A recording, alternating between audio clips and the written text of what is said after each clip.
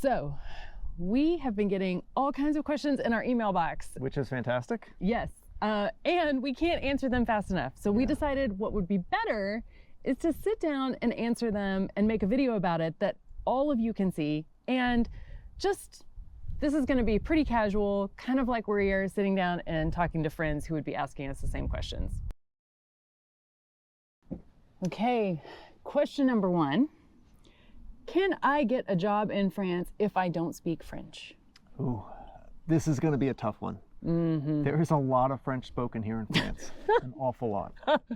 Yes, so I mean, 40% of the French population speaks pretty good English, but I would say the biggest concentration of that is probably going to be in Paris, in Lyon, in the tourist industry. It's not like in Germany or the Netherlands, where I think the statistics I saw for the Netherlands is like 97% of the population speaks English comfortably. So you really do need French to be able to interact. Even in the tourists, even if you were to give tours to English speakers, you still probably have to interact with French speakers, you know, during those. Definitely. So definitely. This is not impossible, but it's pretty tricky. So our advice, if you do not speak French yet, and you need a job. Bring your own. Yeah, bring your job with you here. You know, there are definitely ways to do that. You've got to have the right visa. Such as the one I'm on, Professions Liberales Entrepreneur Visa. If you need ideas for what this could be, check out Valerie at startabusinessinfrance.com. She's got a download with 100 different ideas for starting a business in France. Or if you're a consultant, a freelancer, tons of those kinds of you know, professions qualify for this visa, where you can just continue to like work over Zoom with your English speaking clients, but from here in France. So check that out. Okay. And just start learning French. You're gonna love it. Okay. Next up is, we have had several people ask us, can I buy a house as a foreigner? And if so, can I get a mortgage? Okay, so good news, bad news. Right, yeah, you're gonna get both. Yes, you can buy a house. There is no reason, no regulations that will stop you as a foreigner, as an American, from buying a property here. This isn't Switzerland. Right. So there's no problem with buying a house. Yay! That was the good news. But a mortgage is going to be really hard to get. It's just a completely different credit industry here in France. Like there's no credit scores, at least not that we've seen anywhere. I mean, most people don't have credit cards.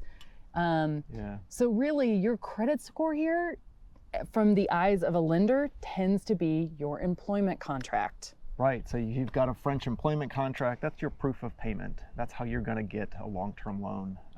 Even French people here who don't have employment contracts, think like your small business owners, self-employed people that don't have a formal structured contract.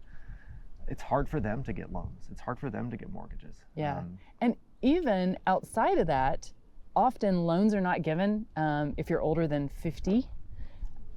You have to have a health exam no matter what age you are. Seems like a good idea, but that's crazy. I know. And like our 30-year standard mortgage, I'm not sure that even exists here. Like we've heard that like 20 or 25 years here for a mortgage period is considered like, oh, you got a really long loan. Long and hard to get, Yeah, so it's just a completely different market. Yeah, so you can get a house, but you've probably got to bring cash. We have heard anecdotally some stories about people who are able to use other, like brokers, structured kind of cash flow arrangements. Think like a pension or something where you can show proof that you've got funds coming in regular. There's no risk here. So we do know some people who are able to go through kind of specialized brokers and use these kind of cash flow, these structured cash flow arrangements to get a mortgage. And we don't know them personally. I don't have any recommendations. I'm sorry. So I wouldn't count on it. But you can absolutely bring cash to the table and buy any house you want. And it will give you an advantage, frankly, in the market, because many French people, you know, have to sell a house before they can buy another one, and so they're, you know, like buying something could be anyway. So it'll give you an advantage. But Okay, so on a related note, another question. Yes. Can I buy a car? Right. And so it's going to be the same answer. Absolutely. There's no reason that you cannot buy a car in France. Nothing to do with your status or your country of nationality will stop you from being able to buy a car. Right, but you'll probably have to pay cash. You will have to pay cash. The same problem with getting a loan on a house is going to apply to a car as well. Yeah.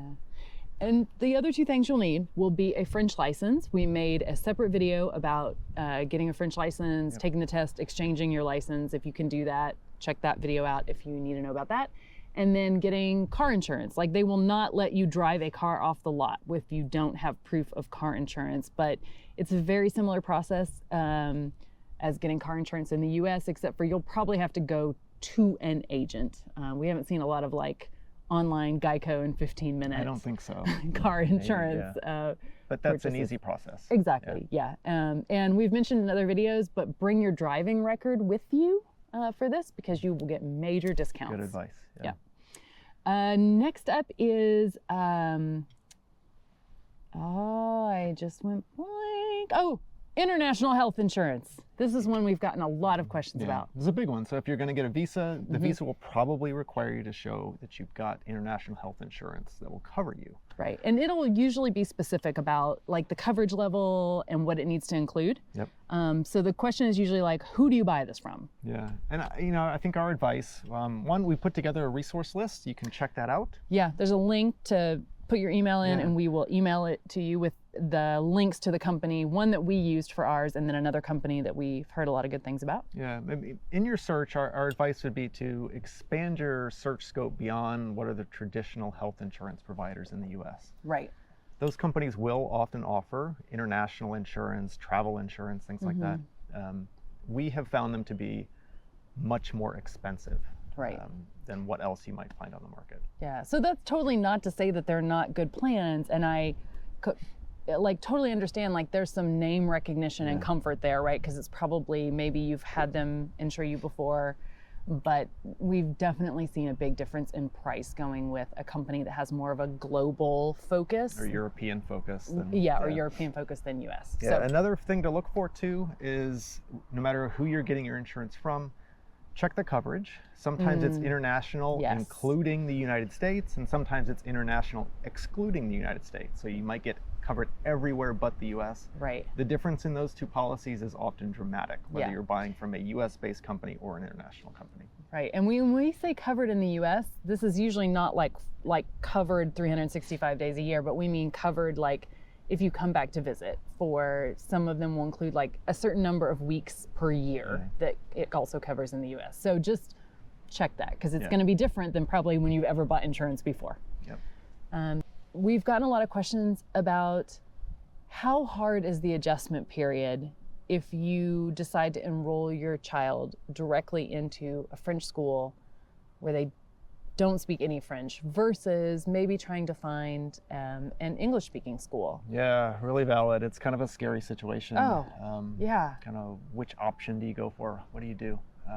And personally, so we put our daughter into French public school on day one, knowing that she didn't speak French at all, and we dropped her right in. Yeah, and I should say, to start with, originally we had thought we would homeschool so that we could travel more, because this was just going to be a temporary situation. And then the laws changed and we found out we didn't have that option anymore, really. Yeah, and looking back on that now, 2 years in the future, I'm so glad, so happy that she went right into French public school. It was probably the best thing we could do for her to speed up her integration and her just feeling comfortable here in in this place. Yeah, I mean, she has learned French so much faster than us because, I mean, she's living her daily life in French. And that's the way you learn your first language. Yeah. You're just, you're surrounded by it, you're hearing it, you're interacting in it. And that's not to say that there weren't days that were just really hard, and there will probably be some tears. There definitely were for us, because what you're doing is a hard thing, but don't underestimate how resilient your kids are. Yeah, I mean, one thing you can do is to help clear their plate of everything else. I mean, that full day of school, in French is going to be enough. Mentally exhausting. Yeah, so things like chores and activities, and there's so many fun and cool things to do here. But a brief pause to just, you know what, just go to school, just finish the day, and then we'll go to tomorrow. That was really helpful. I think we did that. We told her, don't worry about grades. Just, you know, go, and you're learning a huge thing that is going to be an asset for the rest of your life. Yeah, so I mean, if you're thinking that you're definitely, or maybe you're going to be here long term, I mean, putting them into that all French school is probably one of the most important things you can do, I think. It is. And to tag on to that, it's also, particularly if you're in, you know, going to a school in your local community, it's the way they're going to make friends. Yeah. Which is probably I mean, I know it is a big part of that adjustment process. Is, you know, having people you can hang out with here, whatever the age they are. Yeah. Okay, so I think that wraps up our first edition of Q&A. Baguette Bound Q&As. Right? Yeah. If you have more urgent, very specific questions to your personal situation, you can always book a consult with us. Yeah. But otherwise, we're going to try and do these with some regularity to answer those general questions that we are seeing keep popping up. Yeah. All right. All right. Have a great day. We'll see you soon. See you soon. A bientôt.